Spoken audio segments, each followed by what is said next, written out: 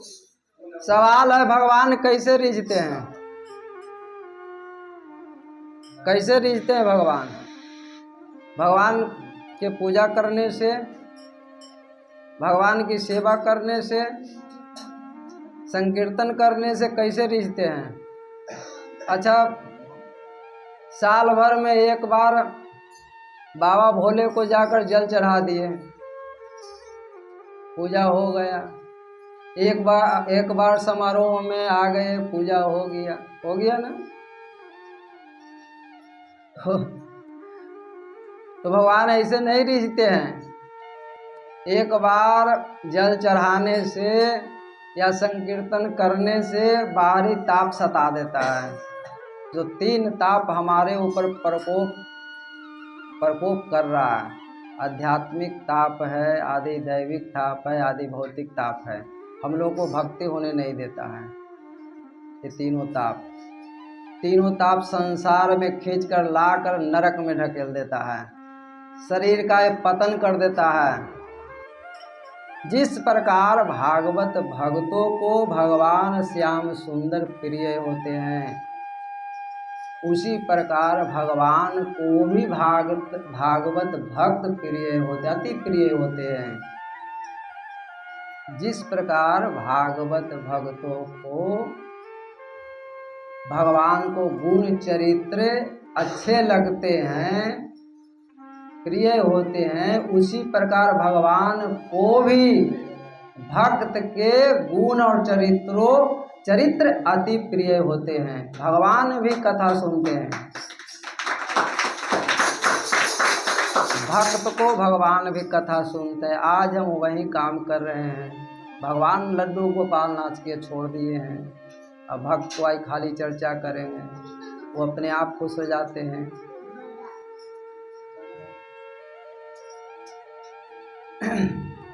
सत्य तो यह है कि भगवान अपने से अधिक संत को मानते हैं, अपने से अधिक संत को मानते हैं, भक्त को मानते हैं। तुलसीदास जी भी लिख दिए हैं, बाबा मोते संत अधिक कर लेखा, मेरा संत को अधिक तो मानो। मोते संत अधिक कर लेखा, भगवान कहते हैं कि मेरे से अधिक संत को मानो, भक्त को मानो। भगवान कहते हैं कि मेरा खुश करना है, मेरा रिझाना है, तो मेरे भक्तों को सेवा करो, मेरे भक्तों को गुणगान करो, मेरे भक्तों को भंडारा करो। मोरे मन प्रभु अस विश्वासा, राम ते अधिक राम कर दासा। तो एक निष्किंचन भक्त हरिपाल जी थे, बड़े ध्यान से सुनिएगा तो बहुत अच्छा लगेगा। ध्यान से सुनिएगा तब, कोई हल्ला नहीं करना है, कोई बतियाना नहीं है। निष्किंचन हरिपाल जी भागवत भक्त थे। निष्किंचन मतलब क्या होता है? कौन कौन जानता है? हाथ उठाओ तो। कोई नहीं। निष्किंचन हरिपाल जी, निष्किंचन माने होता है कि अपने लिए कुछ नहीं करना, अपना फिक्र नहीं करना कि हमारे बेटा भूखा है, पत्नी भूखा है, और साधु संत के लिए, दूसरे के लिए करना, उपकार करना, दूसरे के लिए करना, उसी को निष्किंचन कहा गया है। तो परम भागवत निष्किंचन हरिपाल जी ये बचपन से ही साधु संगत, साधु संत की सेवा और भंडारा कराते थे। भंडारा कराते कराते इनका सारा धन समाप्त हो गया। कराते कराते, भंडारा कराते कराते, साधु संत की सेवा करते करते, अब साधु संत आता तो किसी को कमंडल नहीं रहता तो भंडारा करवा कर कमंडल दे देते हैं, किसी को चादर नहीं रहता तो चादर दे देते, बचपन से भंडारा कराते कराते, साधु संत की सेवा कराते कराते इनका सारा धन समाप्त हो गया। अच्छा, इनका परिवार में दो ही था, एक पत्नी और एक ये। हाँ, ये दो ही थे। अच्छा, ये सारा धन समाप्त हो गए तो ये बाजार से उधार ले लेकर साधु संगत की भंडारा करने लगे, सेवा करने लगे। तो बाजार वाले कितना उधार देता? 1000 2000 कितना देता?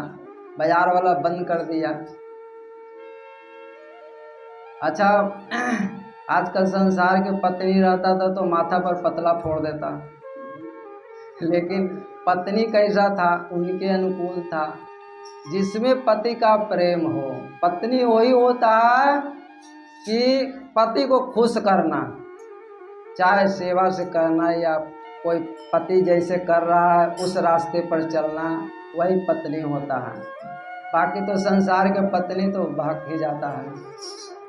तो पत्नी इनके अनुकूल था, हरिपाल जी के अनुकूल, जिसमें मेरा पति खुश हो। सारा धन जब खत्म हो गया, बाजार से कर्ज लेकर भी भंडारा किया, फिर भी पत्नी नहीं बोला। अब वो क्या करने लगे? चोरी करने लगे। तो चोरी अपने लिए नहीं, साधु संत के लिए। चोरी कैसे करते थे? कि जो भागवत विमुख हो, साधु संत न हो, भगवत विमुख मतलब कि भगवान से अलग हो, कमाना, कंजूसी करके पैसा रखना, भगवान में खर्च न करना, कथा न सुनना, नाम न लेना, उसे के यहाँ चोरी करते थे। एक दिन क्या हो कि चोरी कर के लाते और भागते, साधु संत की सेवा करते। एक दिन ऐसा हो गया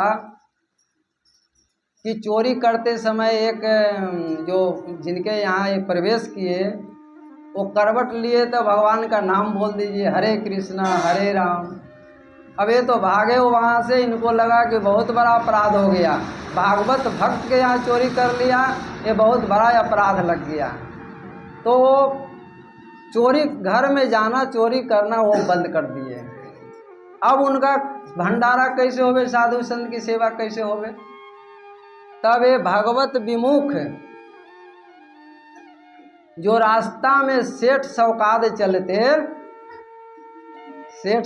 चलते रास्ते में, तो अंधेरा पाकर वो छीन लेते हैं और लाकर सेवा कर देते हैं। वो लाकर सेवा करते हैं। वैसे करते करते उनका कुछ दिन बीता। एक दिन क्या हुआ कि मंडली आ गया। पहले साधु संत का मंडली चलता था, आज को जैसा नहीं कि हवाई जहाज से चल दे या मोटर कार से या रेलवे से चल दे। 500 वर्ष पहले कोई कार सेवा, मारुति सेवा, कोई सवारी नहीं था। पहले पैदल चलना पड़ता था। तो 10-20 गो के मंडली बना लेते और गाते बजाते चलते,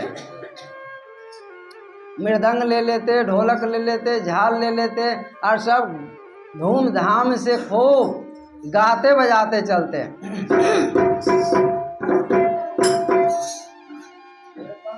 हरे कृष्णा कृष्णा कृष्णा हरे हरे,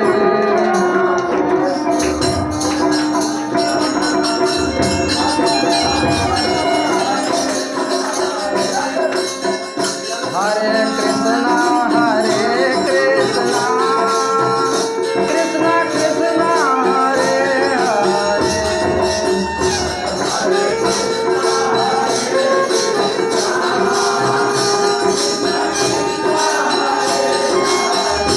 हरे कृष्णा हरे कृष्णा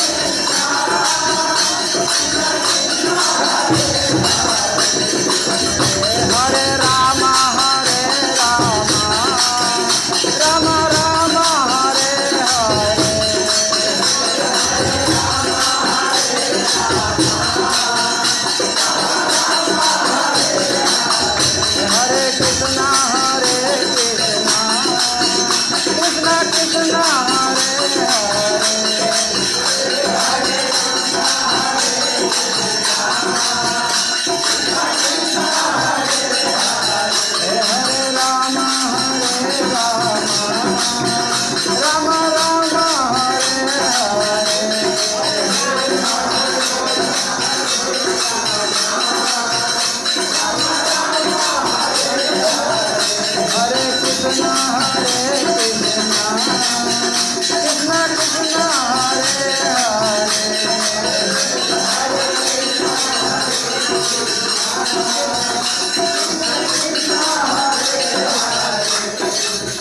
हरे हरे राम राम राम हरे हरे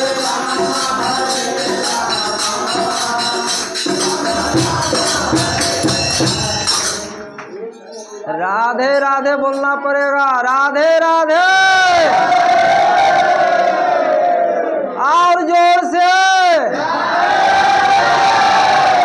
अरे ये भाई तो नए टोला रह गया। ब्रह्मलोक जाना चाहिए, इंद्रलोक जाना चाहिए। ब्रह्मा जी इंद्र जी भी कहे कि और जोर से।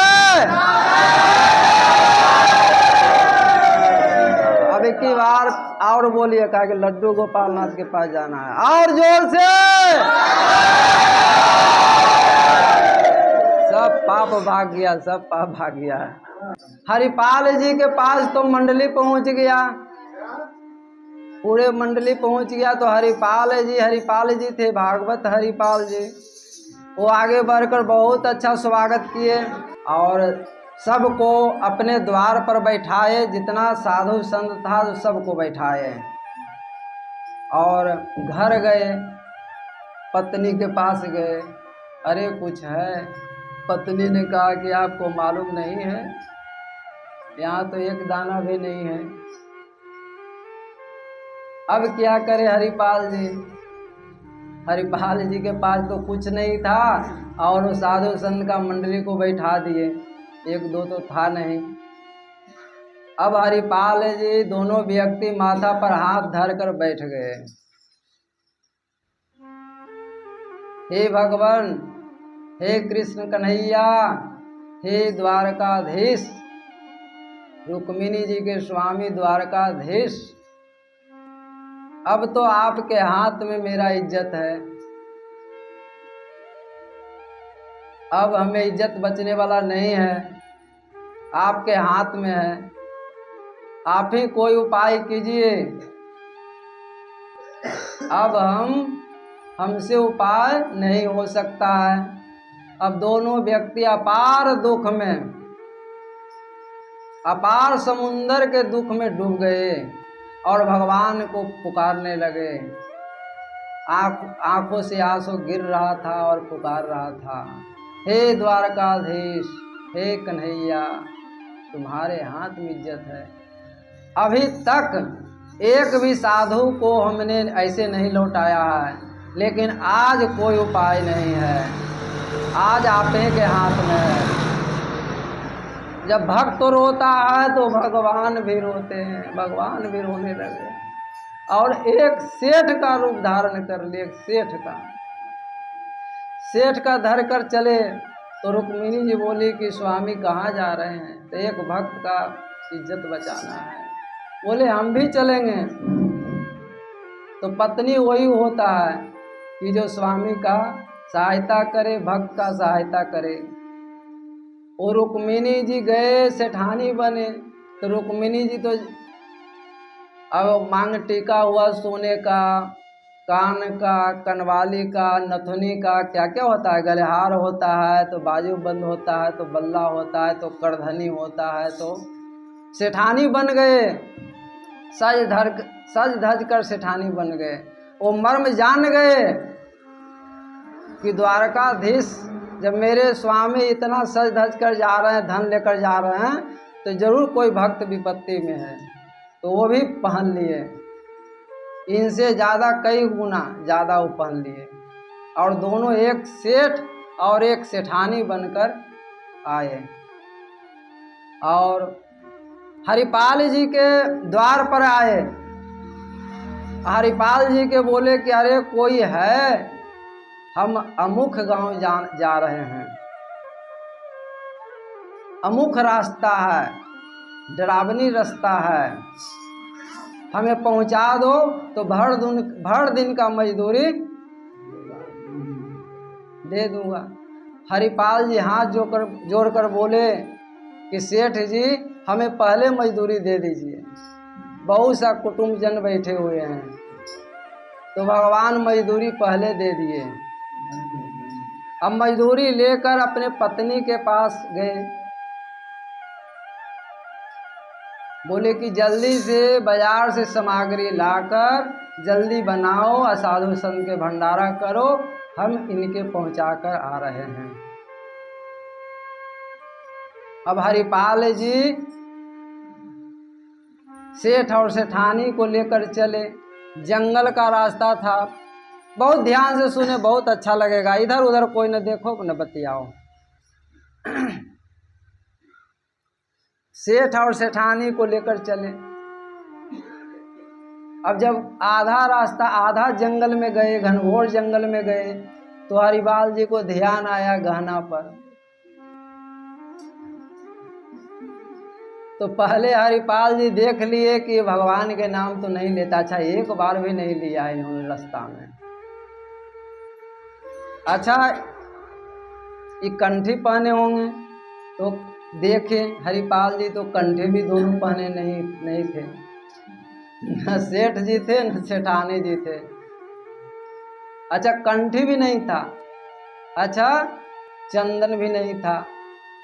चंदन भक्ति करना है तो रोज माथे पर चंदन लगाना होगा, सनातन धर्म का यही नियम है।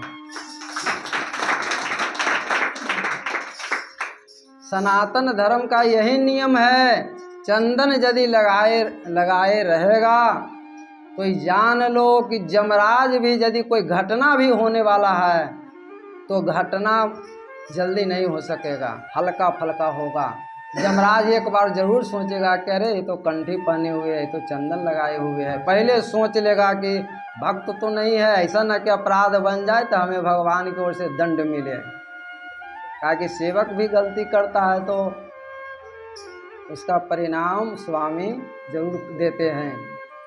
अब वो हरिपाल जी कंठी देख लिए, चंदन देख लिए, कुछ भी नहीं था। भगवान का नाम भी नहीं लिया एक दो बार।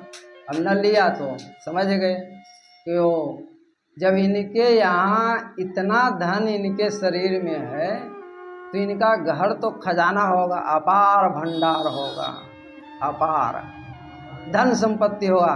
ऐसे ही इसको छीन भी लेंगे तो कोई हर्ज नहीं है, कोई दिक्कत नहीं होगा, क्योंकि सेठ है और सेठानी है, और घर पर इनका अपार होगा, धन होगा, इसलिए तो इतना पहने हुए हैं। अब आधा जंगल में हरिपाल जी एक चाकू निकाल दिए, बोले कि सुनो, ठहर जाओ, जितना माल है जो इस चादर में दे दो, जितना माल है जो चादर में दे दो।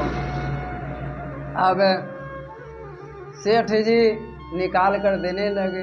अब हार जितना सोना का था, जितना था धन दौलत जी सब रख दिए।